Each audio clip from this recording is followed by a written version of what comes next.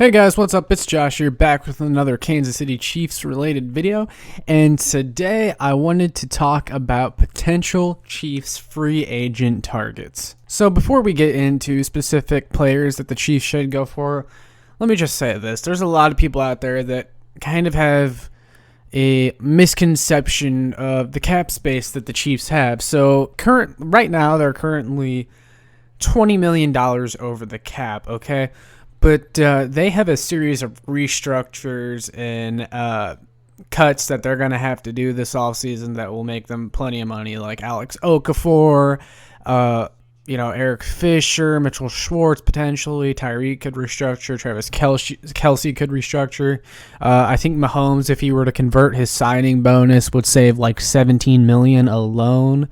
So Brett Veach, I've criticized the dude's drafting a lot, but he knows what he's doing with the contracts and the money, and I trust him to figure that out. And the overall cap for the NFL, the number is projected to be somewhere above $180 million. That's perfect for the Chiefs for this offseason to be able to make some good additions. So the Chiefs, they're good at doing this thing where they just find a way to add players, whenever they want.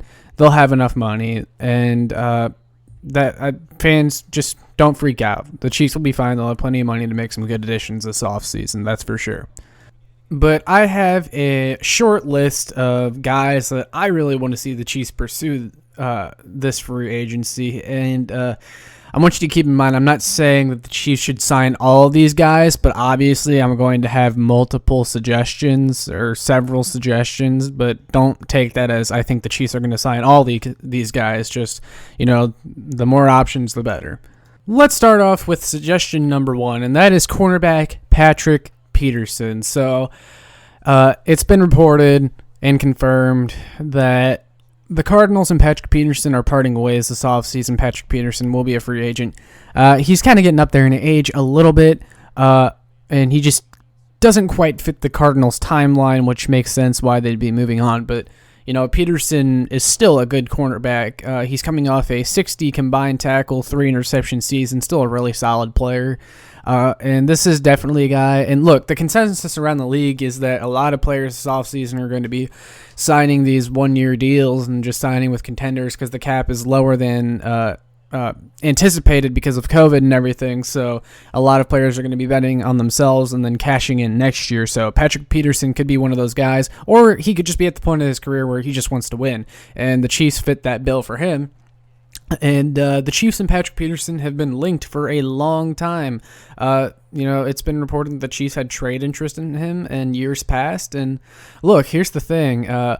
Bashaud Breeland and Charvarius Ward are free agents. Ward will be a restricted free agent, so the Chiefs will have a better chance of keeping him as they wish. But, Patrick Peterson isn't probably an upgrade from both of those guys.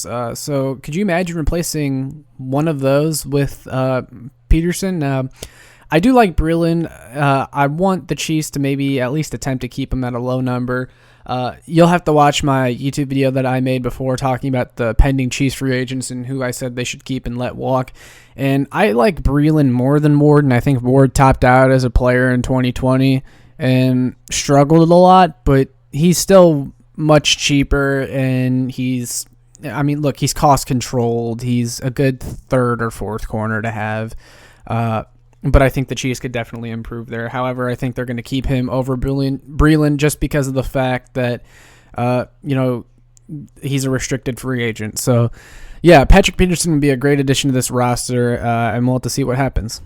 Next on the list, we got linebacker Reuben Foster, and I'm just going to read you what I wrote on my website, www.showmefootball.com. Check it out if you haven't, but I'll just read you what I wrote on there, basically. It's a name you haven't heard in a while. That's because Foster hasn't played since 2018. If you remember, Foster was released from the San Francisco 49ers in 2018 after domestic violence allegations, but he was still claimed by Washington off of waivers, and it turned out the accuser in Foster's case admitted to lying. So Foster was slotted to play in 2019. Unfortunately, Foster had a bad knee injury in practice before the 2019 season, and he's taken the last 2 years to recover. Foster will be an unrestricted free agent this offseason, and Washington may move on given it's still a fairly new coach coaching staff that doesn't really have any reason to keep him.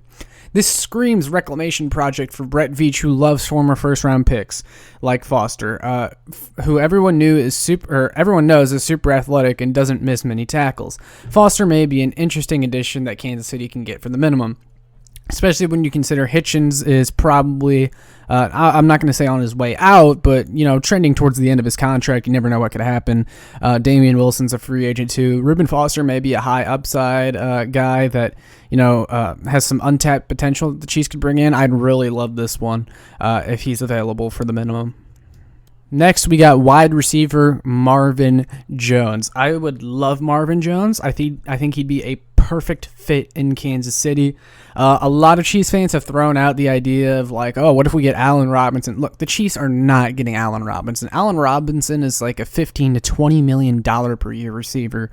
The Chiefs aren't getting him, and if they do, don't expect any other upgrades this offseason free agency, because that would leave the Chiefs strapped for cash. Marvin Jones would be a nice median. He'd be a little bit cheaper. He's going to be on the other side he's going to be 31 this offseason, currently making $9 million per year with Detroit. So he may be available for around the same number or lower for Kansas City, given the fact he wants to play for a contender and it's, the cap is down and everything.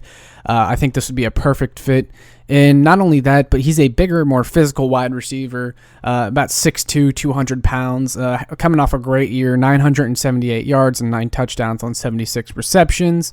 And you guys know how I feel about Sammy Watkins. Again, you can go back and watch my free agency video for the Chiefs free agents. I'm kind of done with Watkins. I think Jones would be a great replacement for Watkins, much more dependable. And McCole Hardman, in my opinion, hasn't shown enough to be wide receiver 2. That's why the Chiefs need to go out and attack wide receiver 2. I don't think the Chiefs will find... the Chiefs are probably definitely going to draft a wide receiver as well, but I wouldn't exactly bank on a rookie to fill in Watkins' role.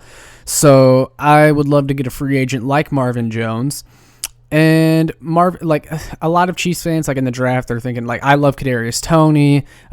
Some fans like Elijah Moore, Rondale Moore. All those guys are 5'9", 5'10". I want a big, tall, red zone target wide receiver like Marvin Jones. That's why he'd be a perfect fit. Wouldn't be too super expensive. He's realistic. I just love the fit here. Would love Marvin Jones on this team. Next, we got defensive end J.J. Watt. I would love this. There's been talks about him possibly coming to Kansas City. Chris Jones has recruited him. Watt and Mahomes have a good relationship. And Watt, he would be willing to come here for cheap too. I know some of his other suitors are the Steelers and Packers. Those are two other teams that are also in a bad cap situation. So, if they're in on him, there's no reason the Chiefs shouldn't be, because for that to work out, J.J. Watt would have to be willing to take, not that much money. So maybe 1 year for maybe $4 or $5 million. No, that's perfect. And the Chiefs need edge help really badly. Alex Okafor wasn't it. The Chiefs pass rush struggled mightily in 2020 despite having Clark and Jones on the line. And I don't want to go through this whole Frank Clark thing again. You guys know how I feel about Frank Clark, and here's the truth. The Chiefs could not get pressure because Frank Clark couldn't beat his man one-on-one. Chris Jones is getting double-teamed so much because we had no edge presence.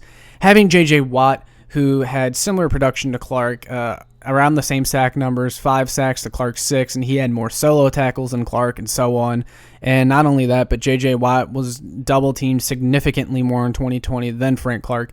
So if you were to add someone like J.J. Watt to this defensive line, well, you can't double-team all of them, and that opens up the pass rush for everybody. So J.J. Watt would be a perfect free agent addition to this team. Lastly, another untapped potential kind of guy signing that I would like to see is wide receiver John Ross. So, again, I'm going to read you what I said on my website and go from there. John Ross has had a disappointing start to his NFL career and has struggled to stay healthy since being drafted in the top 10 in the NFL draft by Cincinnati a few years ago. However, there's still some upside with Ross, and he has 4.2 speed, which fits the speed theme in Kansas City. Ross wouldn't be a big signing, but why not just throw him a 1-year deal and see what you can get out of him? He could return kicks and be someone you run on sweeps, and a change of scenery and having a good training staff like Kansas City's may do John Ross some good for his career, and I don't think I have to add any more than that. That pretty much sums it up. Now, that's pretty much all the suggestions I got, and I know you're already going down to comment. What about offensive line? We need offensive line. We got to protect Patrick. Look, good O-linemen aren't cheap, and I just don't think the Chiefs are going to allocate much resources to offensive line. And whatever offensive lineman they get, it's not going to be a huge investment. It's going to be someone like Mike Remmers when they signed him last year. It could even just be Mike Remmers again. I don't know. But most of their offensive line additions are going to come through the draft. And, we've talked about it before. The Chiefs could possibly sign Jason Kelce, but I didn't put that in this video because Jason Kelce isn't actually a free agent yet. But there's a lot of talks he could be released, and that would be a good fit for Kansas City. He'd be a huge upgrade at center. I really love Jason Kelce, and having him here with his brother again would be awesome. But for right now, no big offensive line suggestions. But it remains to be seen what the Chiefs do. But don't worry, they will fix the offensive line problem. And whenever I'm recording this video, news just broke today that Mitchell Schwartz pretty much said on his Twitter account that he plans to come back in 2021, which is huge. That means they only have to replace one tackle spot. So, yeah. But that's all I got for this video, guys. Really appreciate y'all joining me today. Make sure you like, share, subscribe, comment what you think, and check out my website, www.showmefootball.com, and follow me on Twitter @ShowMeFB. But that's all I got for today, guys. Peace.